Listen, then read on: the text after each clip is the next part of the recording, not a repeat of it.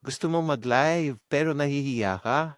Naku, relate na relate ako sa'yo. Pinagdaanan ko yan. Kaya share ko sa'yo kung paano ko nalabanan ang hiya ko o naging walang hiya ako sa pagla-live. Ganito lang ang gawin mo, Karios.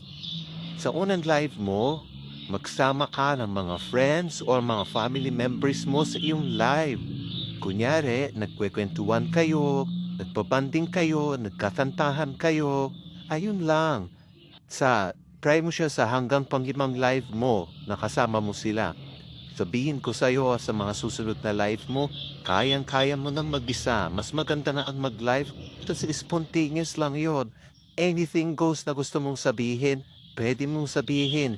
Di mo na kailangan i-edit, hindi mo kailangan i-voice over, di mo kailangan lagyan ng music at kung ano-ano pang ginagawa nating edit sa ating reels para pagandahin yung live. As is,